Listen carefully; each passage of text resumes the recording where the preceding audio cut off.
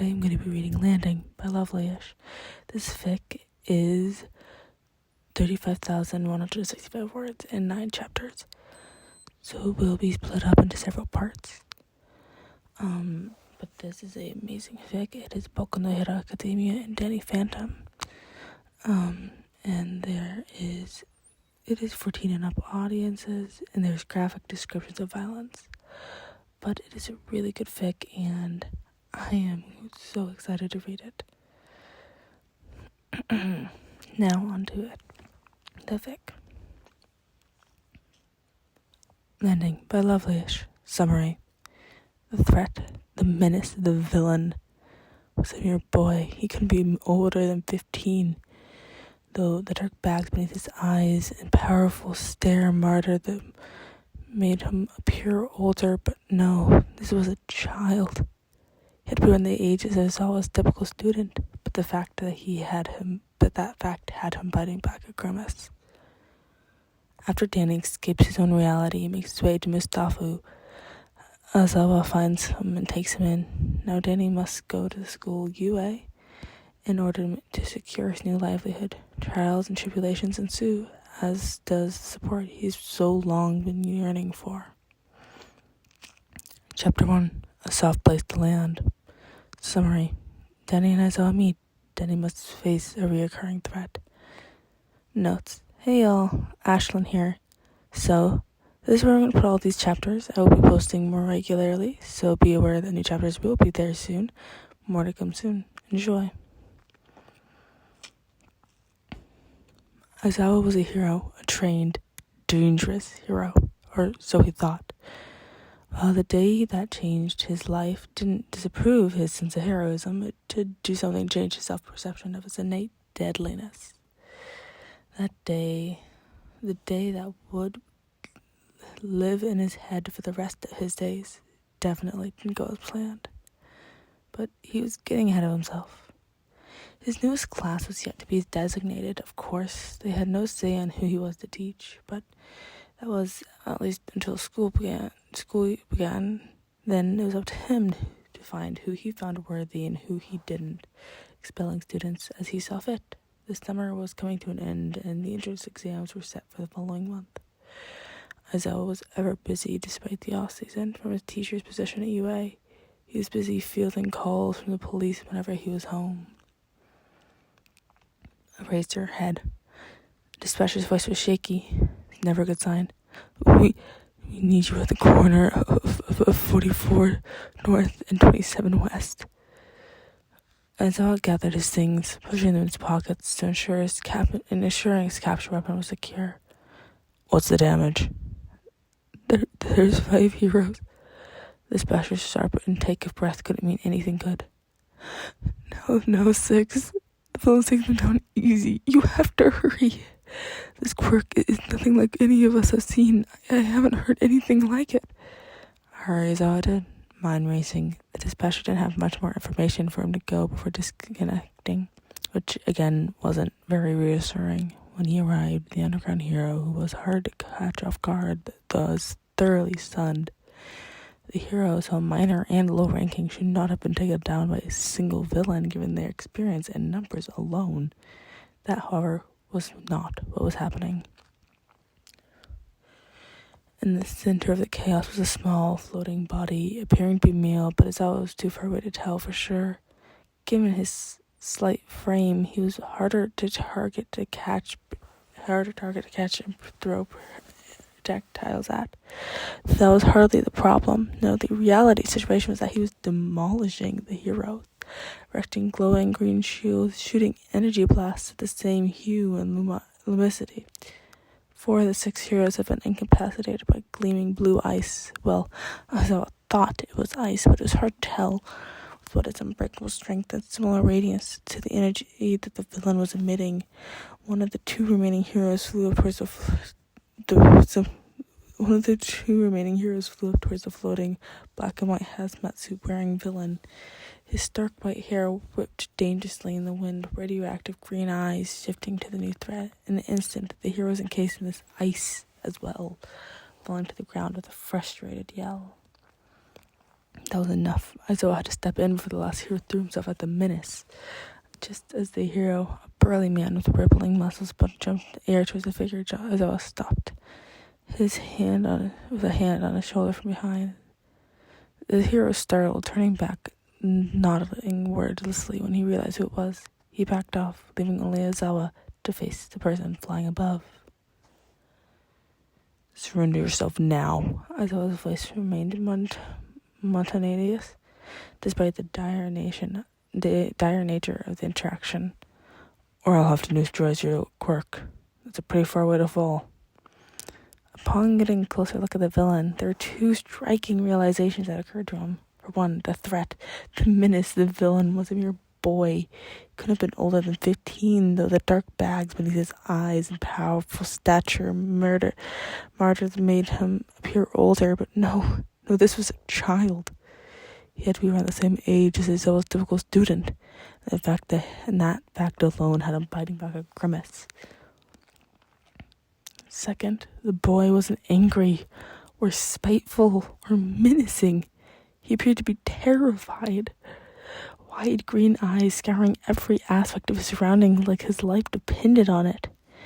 With his trained eye, Aizawa noticed the teenager was shaking, hand pointing at him like a trembling leaf in the wind.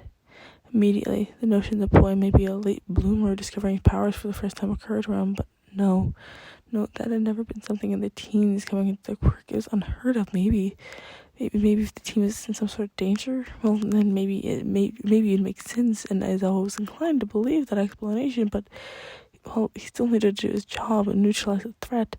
He knew he could do so without hurting the boy. He had to, because that terrified gaze was convincing even the skeptic in Aizawa that he needed help.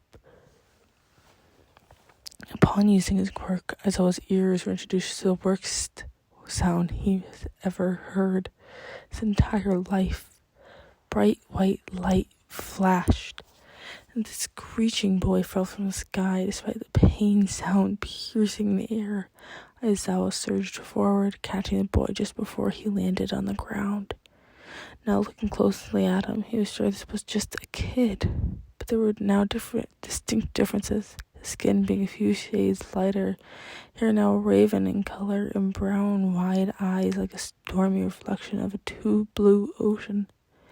His clothes were of a civilian, though the words printed on his shirt were distinctly English. And then there was the pure agony of his current state, the kid writhing and screaming and clutching at his chest. Stop! The word was sobbed, a gasp. Please! Now, usually, Aizawa would never take orders from someone who's been to detain, especially one who had caused so much damage. But the horror radiating from this boy, this teen, this child, it was too much. So Aizawa blinked, letting his hair fall and effectively lubricating his eyes. When he gazed back down to his arms, he was somewhat shocked to find the kid passed out, limbs hanging loosely and head thrown back. What surprised him even more, though, was the traces of dark red beginning to seep through his white shirt, the shape of the oozing blood distinctly one a corpse would wear after an autopsy. "Recovery, girl," he called out behind him, not daring to tear his gaze away from the boy in his arms. "Get recovery, girl. Have her meet us at the nearest hospital and get an ambulance." The emergency vehicle couldn't come soon enough. When the paramedics ran up to Aizawa, who hadn't let the kid down, as he didn't want the police to touch him and make things worse. They began questioning about how the boy had gotten his injuries. I don't know," Aizawa explained as he set the unconscious teenager on the gurney. "None of the heroes he took down even touched him.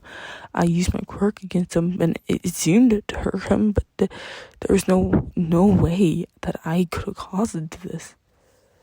Aizawa followed the EMTs into the ambulance, getting in after without as much as talking to the police or other heroes. He'll deal with him later. He can't leave this boy unattended. Now the mystery that was his open wounds hung above his head like an anvil.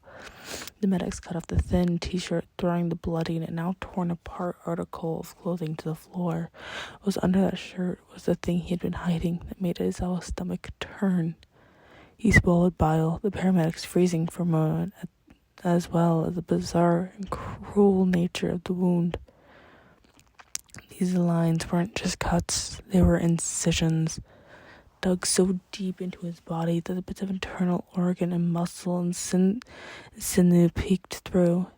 They hadn't healed in the slightest, looking fresh and producing way too much blood to be healthy. Shaking themselves from the frozen shock, the EMTs began stitching the wound shut. And Aizawa had to look away. Sure, he'd seen bad injuries, but this was beyond that. Those had been meticulously inflicted, as though this literal child was dead. The thought had him blinking back tears. When they arrived at the hospital, Chio was already waiting for them in a room. With the boy disposed into the bed, she hurried over to him, doing a once-over at his wounds before gently kissing on the forehead. Immediately, the injury began to heal. It was clear it would scar, and likely they would never leave the stitches. They would have to leave the stitches in for a week, making sure he's watched. Aizawa finally gave in and walked out of the hospital room to talk to the detective who had hastily been assigned to the case. It was near the end of the interview with the detective that the hospital alarms blared. Aizawa's stomach did a flip, and a sneaking suspicion was right. The boy was gone, vanished without a trace. According to the nurse who had been assigned to watch him, he just disappeared into thin air. Yet another ability his quirk gave him. Aizawa didn't see the kid until nearly 2 weeks later, but he almost didn't recognize him. The mop of ebony hair, thin frame, and downcast blue eyes were something he had been on the lookout for. After studying the teen for a few moments, it was clear it was the same one from a few weeks prior. Aizawa couldn't stop himself from following from a distance. He gave a wide berth to ensure the younger boy wouldn't notice him, and thanks to the bustling streets on that sunny Sunday, he didn't.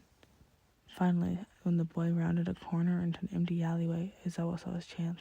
Lurking from just around the corner, he grabbed a small mirror from his pocket. He was going to keep an eye on what he was doing. This is the last time Aizawa was him. The kid had changed clothes and acquired a red backpack. He shouldered the bag off his arms, not bothering to unzip it as he stuck his hand through the fabric. So again, Aizawa found himself surprised by the teen.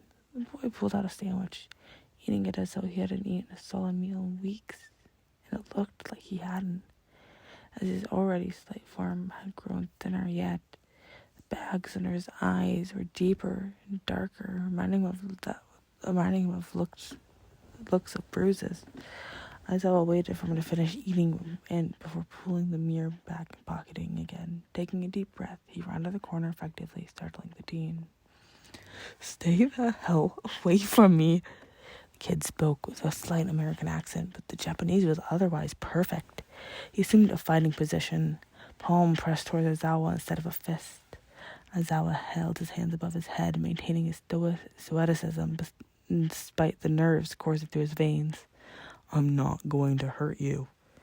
"Too late," the boy sneered before baring unnaturally sharp teeth. "What do you want?" "I want to help." Aizawa lowered his hands in tandem with the teen. It surprised the underground hero. The move was far too trusting. "What's your name, kid?" "Danny." He almost asked it, though his tone did steady near the end of the word, making it sound more like a statement. "Got a last name, Danny?" Aizawa raised an eyebrow as he spoke. "Nope." "Got it." Aizawa chanced to step forward, which was turned with a step back by Danny. "Seriously, I don't want trouble. I just want to make sure you're okay." "Why?" Danny snapped, his arms crossed over his chest. "Because, for one, it's probably time to get your stitches out." Aizawa alluded to the wound Danny was so obviously trying to protect. "Yeah, you don't have to worry about that," Danny retorted with a humorous chuckle. "I took those out, like, a while ago." Isaiah stiffened against his better judgment, forcing him to relax in a moment. It was too late, though. Danny had noticed. You did what? Doesn't matter, Danny seethed. Look, just get away from me. If you don't even try whatever you did to me the other day, I will lose it. You really don't want to see me lose it. I believe you. Isaiah smirked his words out. The kid had spirit. He appreciated that fact. I'm not going to use my quirk on you unless I have to. Do I have to? No. Good. Then I won't. Isaiah pursed his lips, considering his next words with careful apprehension.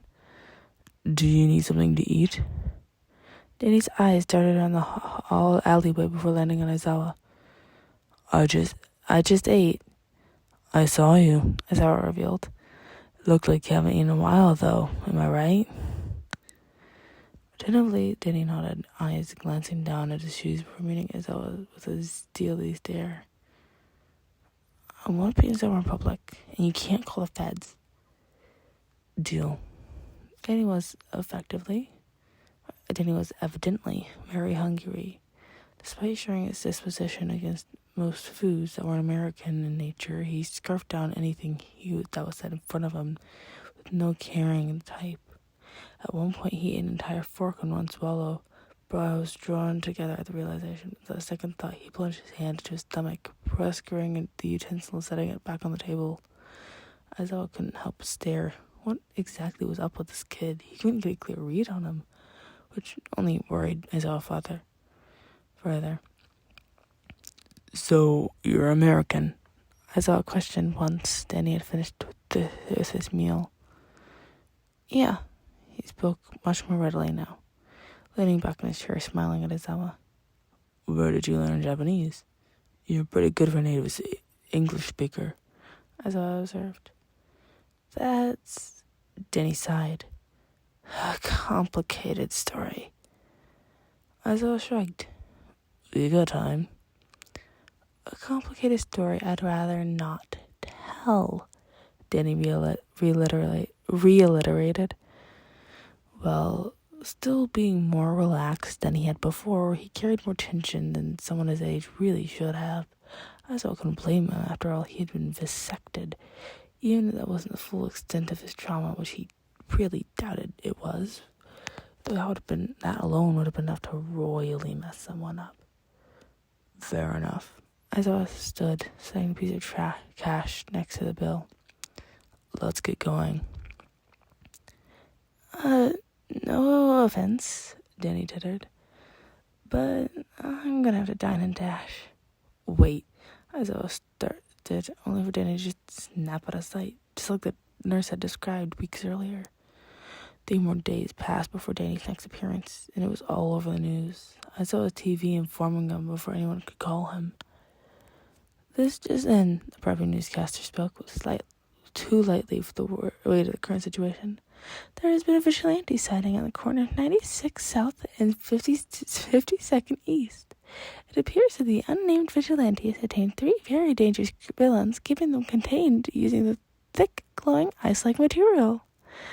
Isaiah was out the door before the clip could even finish. His phone rang. He didn't need to pick it up and know what it was. No doubt someone calling him to Rain and Danny. He answered the phone anyway. His suspicion confirmed. It was a matter of minutes before he arrived at the scene of the crime, the perpetrator still encased in the strange ice-like material. Where's the kid? Isaiah asked the nearest hero, one ranking somewhere in the middle of the pack. Just, the hero shrugged. Vanished.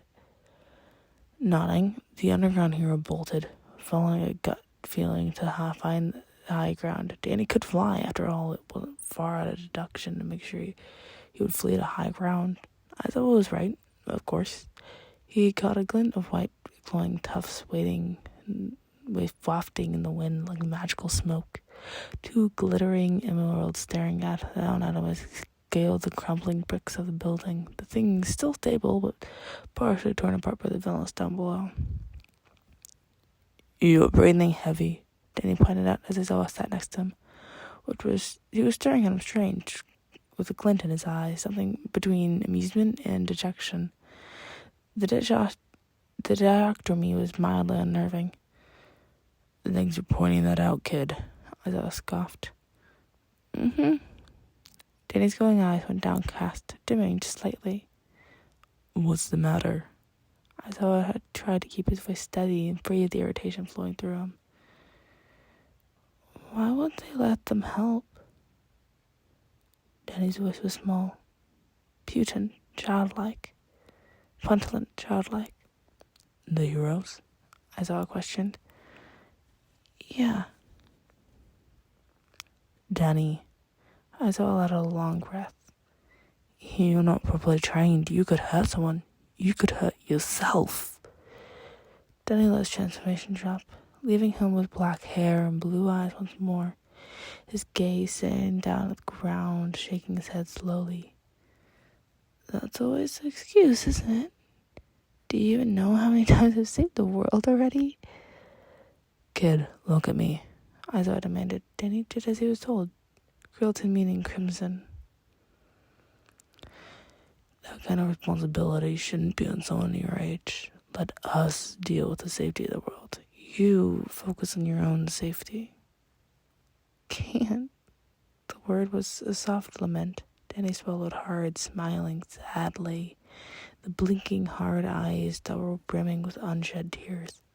I literally can't focus on myself above others. I don't expect you to understand. Help me understand then, Isaiah reasoned. Come back to my place with me. He stopped Danny from cutting in with a raised hand, anticipating the expected interruption. I won't tell anyone, and you're free to come and go as much as you want. I know a homeless kid when I see one, and I want to figure out a way we can change that. Well, Danny stood, floating a bit above the ground. I don't think we can change being homeless, but a nice place to crash for a night does kind of sound like heaven right now. Isaiah convinced Danny to walk back to him with him instead of flying. The teenage terror was hard to sway, but upon pointing out that his apartment was close, he relented. Finally, the police and the accompanying heroes were busy wrapping up the capture of the three villains, leaving Aizawa and Danny free to walk by unnoticed. The younger of the two pulled over his hood of his newly acquired navy blue hoodie over his head, looking pointedly away from the government officials who were looking over the scene with a careful gaze. Again, Danny was beyond starving, nearly clearing out of all of Zawa's food. The teacher watched on, impressed as he ate more than he really should have been physically able to. What are you staring at? Danny asked, knowing swimming in his voice. You want some? Isaiah shrugged, letting out a low chuckle. I'm alright. Help yourself, though. I think I'm done, Danny settled, pushing the plate in front of him away just slightly. Thanks for letting me read your pantry. It's no big deal. Except it is. Danny's previously jovial tone hardened to something more remorse. You really don't understand, but I'm putting you in danger just by being here. I think you can take care of yourself, though. Well, I can take care of myself, Aizawa added. And what if what you're saying is true? Then you need to tell me more so I can help you. I don't need anything, Danny muttered, crossing his arms, looking away from Aizawa. The underground hero was keenly aware that the kid considered himself somewhat a hero. Maybe you could speak to that side of him? You can't protect me if I don't know what I'm dealing with. Not as well as you could otherwise, anyway. You're not tricking me into opening up with you. Danny was smug. Superior. It was disquieting for someone his age to be so. All right, then, Aizawa relented, holding his hands up in defeat. I'll get the couch ready for you, then. By the time he was back with blankets and a pillow, Danny was already laying on the dark red couch, splayed awkwardly on the thing, snoring slightly. He looked so different when he was asleep. He looked peaceful and small light, maybe. There was an ethereal glow that pulsed slowly over him. Upon realizing it was Azawa's lighting, he thought, but it was the boy himself. He chuckled lightly under his breath. Again, he was confused by Danny, laying a blanket gently over him as he retreated to his room. Azawa fully expected to awake the following morning to Danny gone. Knowing the kid, he would probably have folded the blankets himself. That, however, was not what happened. It must have been 3 in the morning when I saw her panic yell. His veins ran as cold as ice as he was on his feet in the living room the instant. Danny was floating above the couch, chest risen up towards the ceiling and limbs dangling like overcooked noodles. His eyes pitched up towards the sky with glowing bright green like mini headlights held no white. The radioactive hue covering the entire eyeball. His mouth was open, muttering words in English in such a quick succession that Azawa could only catch a few words. Future, Chaz, my mom, Dad, Sam, clockwork, plasmius, gauntlets, Tuck. Azawa didn't know what to do. A hand carting through tangled dark locks in an act of instinctual anxiety before he could do anything at all. Then he yelled again and transformed into a white-haired alter ego, starting himself awake and flying into a fighting stance. His now somewhat normalized meant Azawa's. The pupils growing into smaller slivers like cats. He was petrified, form unmoving in its fear. Danny. Azawa spoke softly, taking a step forward and holding an involuntary trembling hand to the chin. Danny vanished from the visible spectrum, leaving him all alone. This time, Azawa didn't wait for Danny to come to him before taking action. He went to one of the few people in the city, Musitafu, he truly trusted, slamming into the office with renewed force. We need to talk. Azawa's voice was less level than he wanted it to be. The morning following the strange shift that was Danny's overnight visit. He hadn't got any sleep. It's about... Please, the white fluffy animal interrupted, smiles splitting his snout. Take a seat. Relax for a moment. I find we're all more rational with a calm mind. Azawa scowled, though complied anyway. The chair was plush with dark leather, same as Nezu's, the principal. He was a stickler for equality, almost to a meticulous level. I need to call in a couple favors, Azawa blurted, unable to conceal the boiling rage within him. And it needs to happen as soon as possible. Nezu smiled cheekily, sending a chill down Azawa's spine. Is this about the boy of yours? In hindsight, Azawa really shouldn't have been as perplexed as he was. The educated performer was renowned for his intelligence and observational skills. Yes, the vigilante from last night's newscast. He says he's in danger, and I'm inclined to believe him. And why? Just who would you think you'd be so inclined? Nezu's voice was chipper as always, though it held the undertone of understanding and dark interest. If you're as aware of this whole situation as you let on, Azawa grumbled, then you should know he's been vasected. I'm surprised you know that word, Nezu teased, though the mentioning of experimentation turned the undercurrent of his tone from infested to disgusted. He hit it well, but Azawa was better at snooping out deception than Nezu was at concealing it.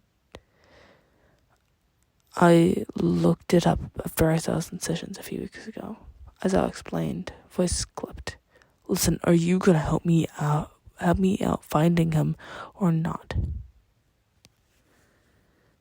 You know, Nezu leaned forward, making a small triangle with his paws. I'm very invested in learning bright young students. You is a top school for a reason. We could really use someone like this vigilante of yours. Nezu.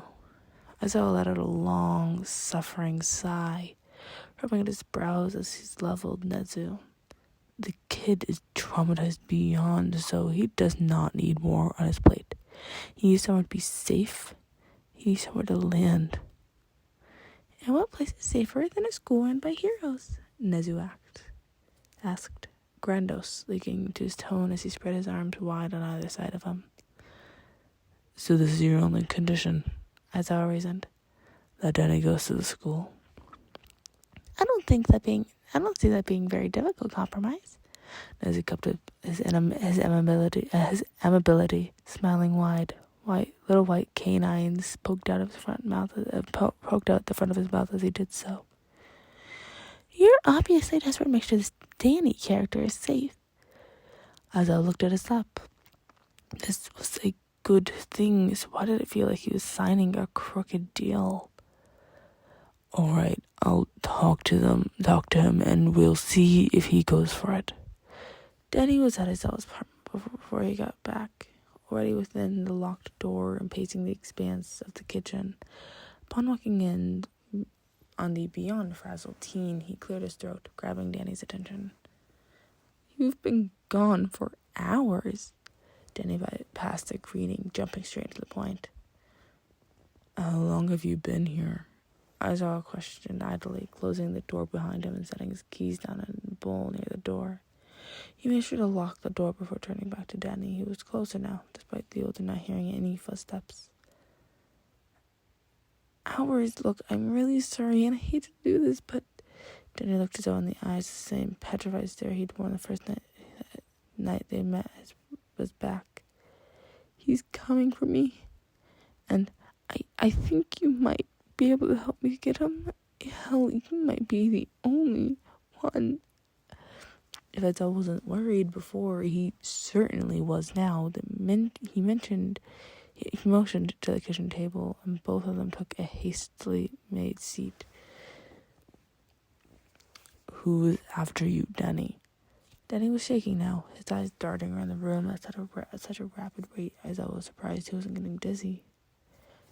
His name is Vlad Masters, or Plasmius, depending on what he's feeling that day. Another American? Aizawa asked, reaching over and grabbing his laptop from the corner of the table that it had been resting at. Look, raise your head. Danny started. Call me Aizawa. I hate that stupid name. Okay, Aizawa. Danny huffed. You're not going to find him on any search engine. Aizawa opened the computer, clicking on the government database he had access to. I work for the HPSC. You'd really be surprised about what I can find. Then he snapped the device closed. Hands played across the dark material as he stood from his seat, looming with his face hidden in the shadows. Vlad and I, we're not from around here. And what does that mean? Aizawa queried, brows drawn tight as the corners of his lips turned downward. You can't tell a soul. Danny breathed the words out, slowly lowering himself back into the seat, he drawing his hand towards himself. I can't have this getting out. People's lives are at stake here. Tell me, Aizawa demanded, worry prickled at the corner of his vision, a sinking feeling in his gut. Danny took a deep breath, then another. Finally, he braved to look at Aizawa's expectant gaze, his own hardening. I'm from a little town in Illinois called Amity Park. You can look it up, but it doesn't exist here in this dimension. Aizawa sighed, looking away and crossing his arms over his chest. Don't tell me you're trying to say what I think you're trying to say. Why? What's wrong with being from... Didn't have to ask the rest of the question. It hung heavy in the air, palpable and anticipatory in nature. There is red tape with these kind of cases. Aizawa shook his head, eyes landing back on Danny's confused features. If I don't go to the HPSC with this, I won't be the only one in trouble. Shit, kid. I was trying to get you established here. You had a spot at the best school in the country. Danny cocked his head from one side to the other, confusion dipping into sober dread. You were going to do all that for me? We barely even know each other. Doesn't matter. Aizawa shrugged, forcing himself to calm down. I want to help you. That's what I've been trying to say all along. Well then, help me with this, Denny ground out, looking away as a light green blush flushed across his features. And then maybe I'll let you help me with everything else. Maybe. Fine. Why both of them were barking out their words and carrying such an agitated weight was beyond Aizawa, but they were, and it was vital that they moved forward. Tell me more about this Vlad character. And then he did tell all about how Vlad was half ghost and how he could switch seamlessly between the forms of human and specter, and how in his own dimensions humans didn't have powers but ghosts did. That meaning too is how put the two pieces together, eyes softening as he spoke gently. You're one of those half-bloods too, aren't you? Danny looked away at the question, tears brimming in his eyes as he nodded in affirmation. Now, Vlad's found his way here after I left in the middle of the night. I ran to him, and after the guys in white got a hold of me, I led them right back to him. He wants revenge. He wants to destroy me. Danny, I won't let that happen. Aizawa tried for reassuring, though it came out more pitying than he'd hoped. He didn't know what this whole guys in white business was. That would have to wait until later. Will he be coming after you again? Eventually, Danny growled, eyes becoming a dash of green before returning to azure. It's better here, though, than going off after my family and friends. Then we should set a trap, as I would introduced. If you're going to be coming after you anyways, then we can make it public. Make sure we can detain him properly. I know how to get him, Danny explained, reaching intangibly through his backpack to pull out a very mechanical-looking soup thermos. He'll be in his ghost form, so I can suck him into this. That way we'll keep him in it and away from anyone he could exploit or hurt. The plan took form quicker than I thought expected. Danny was proficient in multitasking, taking any opportune downtime as a chance to fiddle with the ghostly containment device to ensure I would hold the other half up. Once they had finished, the sun was setting, casting a bronze shadow over the two of them. Danny looked beyond tired as I had to offer him to stay on his couch. This time, he didn't have any night terrors, or at least none that woke Aizawa up. The next morning, Aizawa fulfilled his part of the plan, going his trusted boss discreetly as possible. Nezu, who had been expecting Aizawa's company at all that bright Tuesday morning, was taken aback, though he forced a tight smile on his lips anyway. I need to call in those favors, Aizawa started, pacing in front of the chimera instead of taking a seat. I talked to Danny, and before we can even start looking into enrolling him, we need to apprehend an enemy of his. Nezu's interest was officially piqued. He leaned forward, his smile growing more natural across his mouse-like features. And why can't the police and HBSC detain this foe? Because they're not equipped to deal with such a powerful villain. Aizawa's words caught Nezu's attention further. Please do tell me what you mean by that. Aizawa sat down, resting his elbows on his knees and leaned in close to his boss. You can't tell anyone. There's a lot at stake here. I'll do what I can, Nezu answered, though it was vague, deciding that was the best that he was probably going to get. Aizawa gritted his teeth and continued on. Danny and this villain Vlad are from a different dimension. They both have a plethora of powers nobody here has seen in a long time. We need to act fast. Vlad found his way here following Danny. I can neutralize his abilities, and Danny will capture him and ensure he won't get away. We can't turn Vlad over to the government, though. They won't understand what they're dealing with, and that's where you come in. Ah! Nezu leaned back, a satisfied look crossing his features. The small animal really did enjoy knowledge, after all. You want me to put a hold on this? You want me to hold on this Vlad character? Precisely. And what would be in it for me? You'll have free reign over Danny's training. Aizawa grounded out. He's more powerful than either of us could have imagined. And I know that makes you want to train him here at UA even more. So you're training Danny for the capture of Vlad? Nezu agreed. I really wouldn't put it that way. Aizawa's mouth seeing anger was difficult to put a cap on. But if that's really how you want to put it, then sure. What do you need to capture this interdimensional villain? Nezu's tone alluded to his agreement. We need a training block sectioned off. Only Danny and I can be there, but if you really wish, you may film the encounter as a sort of entrance exam. Aizawa spoke low, looking away from Nezu. Deal. Nezu held out a furry paw, which Aizawa shook lightly. The plan was underway shortly thereafter. Danny, in his ghost form, and Aizawa standing in the center of the training block with a single communicative nod. Aizawa signaled to Danny that he was ready, and the team shot a bright green blast of energy into the sky. It took longer than they expected for Vlad to show up. Danny pointed out he was probably trying to mess with them. Eventually, though, there's a telltale sign of magenta streaked through the air, and Aizawa took his hiding place behind a nearby building. Little badger. Vlad's voice was honey-sweet, cloyingly so. What a fun surprise. He's signaling for me. Then he shrugged, the movement tense and nervous in nature.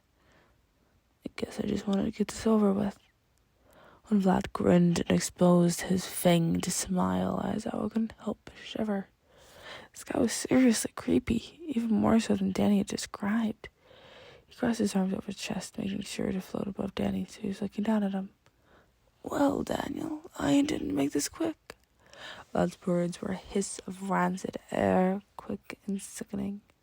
The little guys in your right tracked me down after they got a hold of you. They managed to get more accurate active signature of Ava. Which led them right to my door. For your stupidity, you should be punished.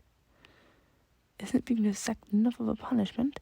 Danny yelled, eyes flaring intensely for a split second. Well, I want to rub my nose in it, make sure I know how badly I fucked up, because I can tell you I know it was bad.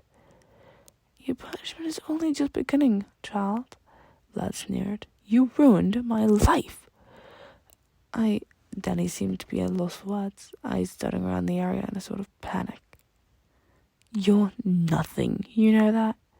Vlad fired a purple blast down at Danny, hitting him square in the chest. Danny's eyes met Aizawa's. The fear in them spurred him into action. What are you looking at? Vlad growled, looking behind him, coming eye to eye with Aizawa. Another ghost. I thought he said quack, and the effect was immediate. Vlad doubled over in pain, dropping like a rock to the ground. There was a sickening thud, and the cement wore a crater where there hadn't been one before. Now! Aizawa shouted, and in an instant Danny was there. The light from the thermos was bright and nearly blinding, shining a bright blue, and Aizawa could feel the effects from a few yards away. It was hot and icy and cold at the same time, radiating outward and burning Aizawa's face with the tunnel pulsing light sucking a yelling, cussing Vlad into itself, collapsing the other half until he was safely secured within the thermos. Then he pressed the cap off a glorified soup tin into the opening, and the beam of light snapped shut with it. Aizawa watched as Danny pressed the thermos into his belt on his hip so smoothly it was like he'd done it 1,000 times. He may have done it more. Danny, Before he finished, Danny barreled into him, hugging him so tightly and shuddering furiously.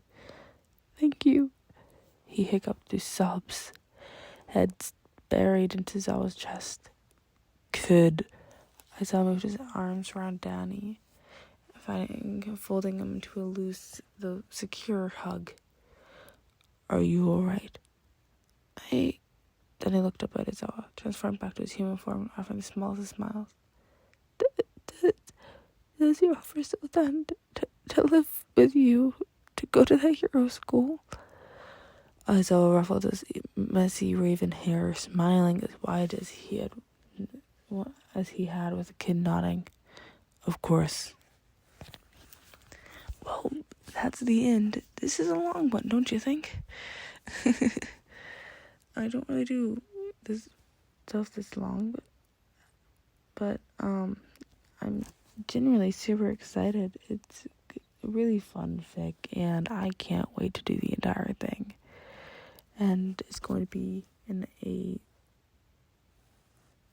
probably longer video. I'm going to combine them all so that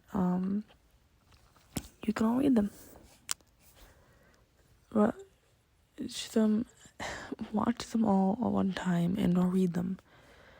And that's honestly, I need to go to bed. It's really late for me. So yeah, I'll be posting this. By the time it's posted, it will be a week or two after I recorded it. I'm going to schedule it so I can have something of a scheduled post instead of just the randomness that I have currently. Anyways, eat, drink, and sleep. Have a great day. Love you all. Goodbye.